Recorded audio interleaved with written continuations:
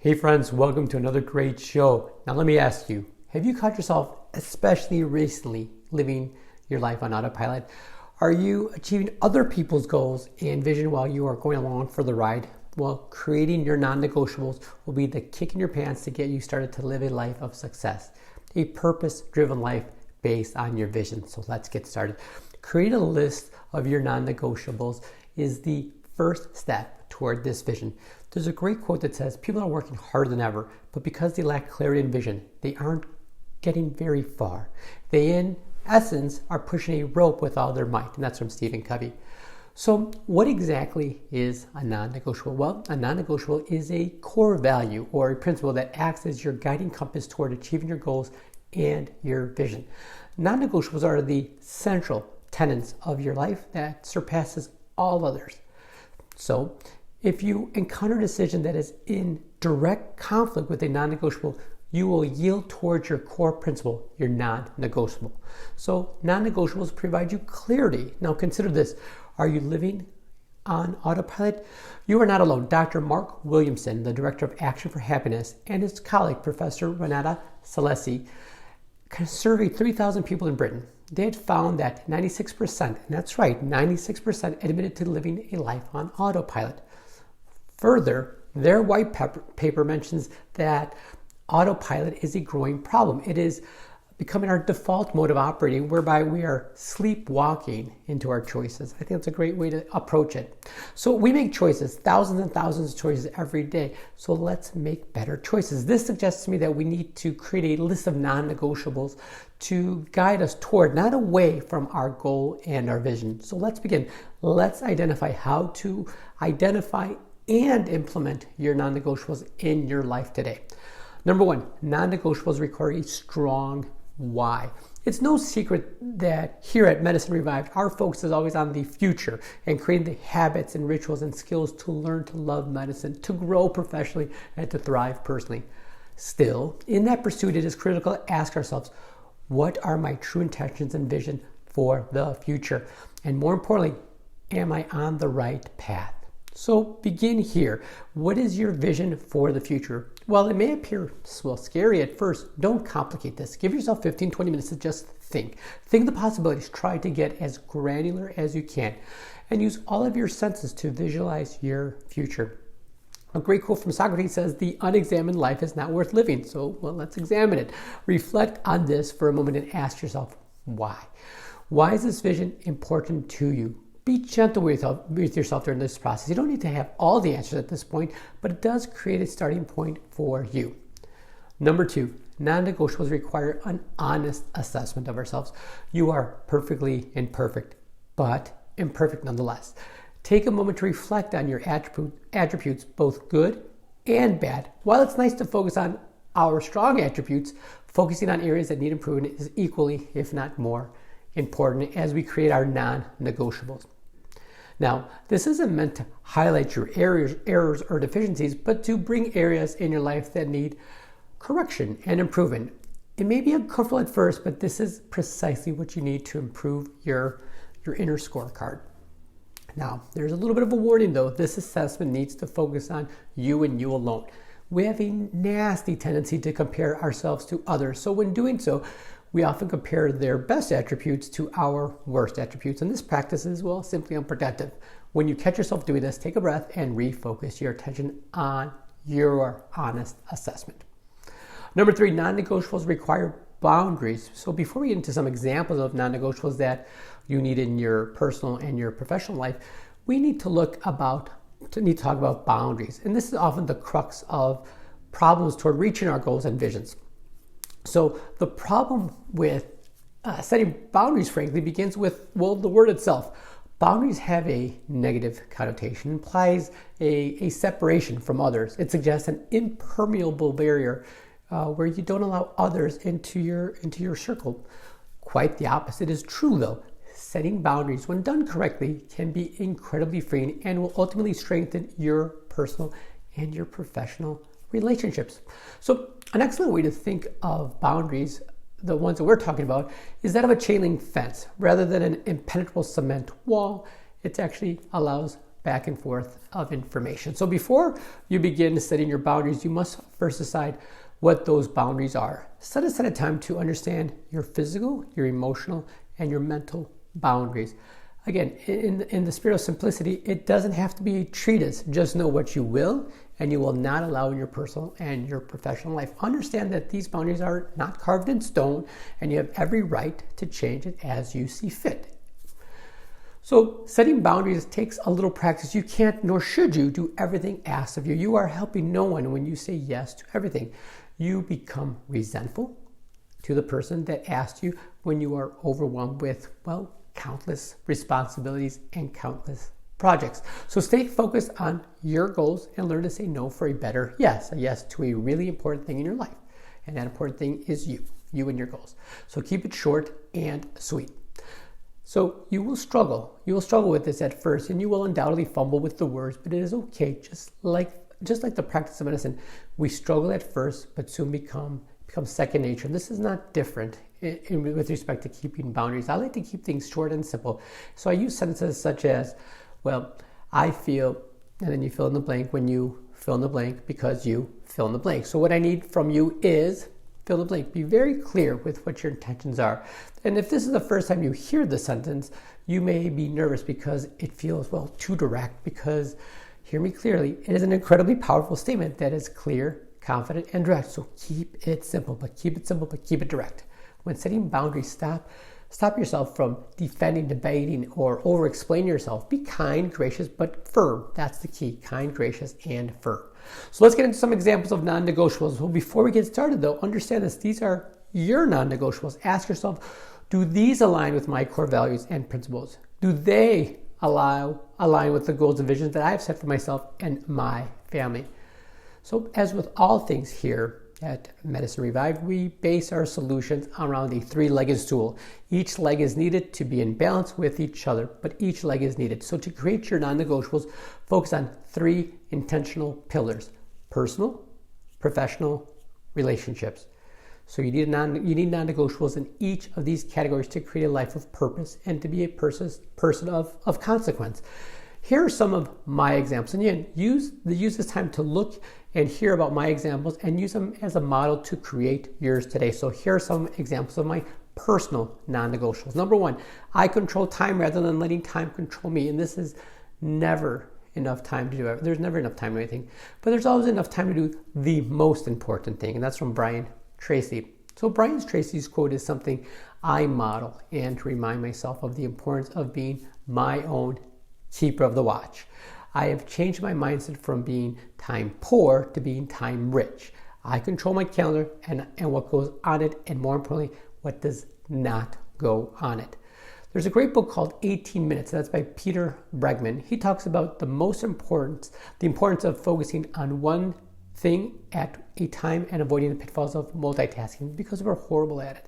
He suggests that we parallel our to-do list with a not to-do list. If you're going to spend time with family, do not look at your phone. Do not distract yourself with thoughts of what you need to do later, what happened at work. If you put aside time to do a project, do not stop and check your social media or text. Do the one thing, okay? This simple exercise focuses us to stop multitasking and to focus on our priorities, releasing the need to constantly be busy and get it all done at once. So for me, Michael Hyatt's Full Focus Planner fits my lifestyle perfectly. The Full Focus Planner has a daily, weekly, and quarterly goals for you to strive for. I've been using it exclusively for several years, and really I can't imagine a day without it. And I encourage you to give it a try as well. Second personal non-negotiable is I learn something new every day. So lifelong learning is of paramount importance to me. And I try to instill this love of learning into everything that I do. This means that the activities I choose to engage in are, stimulating and creative. It forces me to use both sides of my brain. Now, as lifelong learners, we value creativity and curiosity. It broadens our knowledge and, it stimulates our mind. To have an exciting and enjoyable and successful life, let's build on the skills that have brought us here, right? Use the powerful mind that we already have and challenge it some more. Participate in activities that you may not have even considered, and that's what makes it fun. Above all, learn every single day. Third personal non-negotiable for me is I fiercely defend my morning and my evening ritual. Each day, we are afforded the opportunity to begin anew. We begin each day with a clean slate and start with a fresh approach to achieving your most important work. The morning routine helps us set the tone for the day, and if done consistently, sets you up for success in your life. Also, as a nighttime ritual is, dare I say, more important. The nighttime routine is the secret that some of the most successful professionals use to propel them toward even greater success. So, as a non-negotiable, I defend these rituals fiercely. They have been the key to my personal and my professional success and have helped me overcome the dark days of burnout into a thriving and a successful person and a physician. Now, I've written extensively about my arise morning and my sleep evening ritual. And if you want to see those posts and videos, again, I have included links in the blog post that accompanies this video. And make sure you just hop on over there and you will get easy access to it. So I encourage you to do that. Now, how about some of my professional non-negotiables? Here are some of my professional non-negotiables. Number one, I am a servant leader. As a physician, the concept of servant leadership is central to my mission to serve my fellow man, be it as a patient or as a member of a team. In my career, practicing servant leadership is instrumental for caring for my patients and my team, but equally important, caring for my own well-being. So let me explain. By shifting the focus from a leader-first mentality to a servant-first mentality, I have seen tremendous growth in myself and the people that I serve. Now, I know we'll do the same for you. And again, if you want to know a little bit more about servant leadership, I've written about that too. Head on over to the blog post and you'll get a link to get you to that post in and of itself. Lead and inspire, that's my second professional non-negotiable every single day. Now, we've seen what bad leadership looks like somewhere throughout our careers, and all too often has become normalized. I, just like you, want to, as success mentor Darren Harvey quips, to be the exception. I want you to strive for greatness. Jim Rohn says the challenge of leadership is to be strong but not rude, be kind but not weak, be bold but not a bully, be thoughtful but not lazy, be humble but not timid, be proud but not arrogant, have humor but without folly. And again, I've read about how to be an inspiring leader as well. Make sure you follow the link as in the blog post. So as a non-negotiable, I will lead and inspire those around me. I will take the road less traveled. I will do the hard thing. Your team craves this from you. They need this from you. So do the hard things and be the leader who inspires every single day. Make this one of your non-negotiables in your professional life. You'll be so happy that you did. There's a great quote from John F. Kennedy. We choose to go to the moon, he says. We choose to go to the moon in this decade and to do the other things, not because they're easy, but because they are hard. Because that goal will serve to organize and measure the best of our energies and skills, because that challenge is one that we are willing to accept, one we are unwilling to postpone, and one which we intend to win, and the others too. So that's a great professional non-negotiable for me. So how about some relationship non-negotiables? Well, number one, I connect with a loved one every single day. The past year has been a challenge for us. And our daily routines were disrupted and our everyday lives were put on hold. The constant state of stress and anxiety has left many of us mentally and physically exhausted. So sharing and talking about your goals with another person motivates you to stay true to your values. So having someone that will share your goals, celebrate your wins, listen and support you through your struggles will make goals more achievable and, frankly, more enjoyable. So when couples work to fulfill common purposes and realize shared dreams, they become intentional in their daily rituals and their habits. Thus, it gives them better choices because of these particular goals. There's a great study in 2003 when Dr. Emmons finds having another person to share in that goal will be a constant reminder that goals are signals that orient a person to what is valuable, meaningful, and purposeful. And if you want a good post on shared goals, make sure you follow the link that I have included in the blog post. So, for example, for my wife and I, we sit down and have a cup of coffee or tea free from distractions. We do this at least once a day. No phones, no kids, and certainly no TV. And it gives us a chance to talk about our day and share our wins, as well as talk about some of our struggles. These coffee talks, as we have come to call them, last no more than 50 minutes, but they have been such an essential part of our lives that it's been both on our relationship non-negotiables. Second thing, friends, is to have a weekly meeting with your spouse. This has been one of the most important things my wife and I had started several years ago. It has become another one of our non-negotiables in our relationship. So Work-life balance is pitched as some kind of elusive unicorn that can never be achieved. And I'm here to tell you it is possible to achieve a healthy work-life balance if you're intentional and you're disciplined toward consistently sitting down with your significant other one day a week for 30 minutes and plan the week ahead. Yes, our schedules are hectic and sometimes, well, they're unpredictable. But scheduling a just 30 minute weekly meeting with your significant other will pay you untold dividends in your finances, your relationship with your spouse, and your well-being, both personally and professionally. So if you've never tried it and you want a guide to get you started on creating your weekly home meeting, take a look at the resource that I have for you in the blog post, how to very specifically achieve work-life balance with a weekly home meeting. Make sure you go over to the blog post. It's a step-by-step guide for you. Third thing is we pray or meditate. My family and I pray together every day. For us, prayer sets the tone for the day and puts a beautiful close to the night. I found that it grounds us mentally and emotionally. The great thing about prayer is that it recognizes our search for meaning and purpose in our human existence. Quite simply, it grants you a balance between your inner self and the outside world. It includes the development of a deep appreciation for the expanse of life and the ruggedness of the natural forces all around us. Now, prayer may not be for you, so consider meditation instead. A great way to get started is to find a spot in your house that is free from distraction. It has to be free from distraction, and take this time for yourself. And try to incorporate a simple prayer or meditation into this time. If you need some help, the Headspace app is a great way to start meditation. It offers quick 5 minutes of guided meditation, and with practice can be extended on to longer sessions. Now, if you need some additional tips on how to grow your spiritual wellness, again, go to the blog post of this particular blog post, and it will link you to another one that I had written about how spiritual wellness can help prevent your burnout. So what are your non-negotiables? So as I reflect back on my non-negotiables, I was awestruck by how intertwined they are, which makes them perfect for me.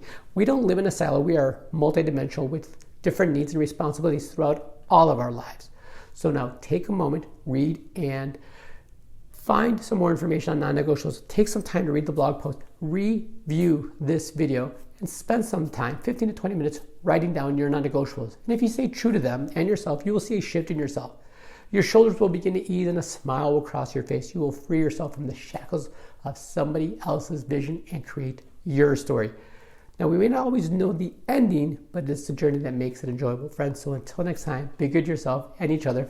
Take some time, watch this video again, reread the blog post, take some time with this, and write down your non-negotiables. You'll be happier that you did it.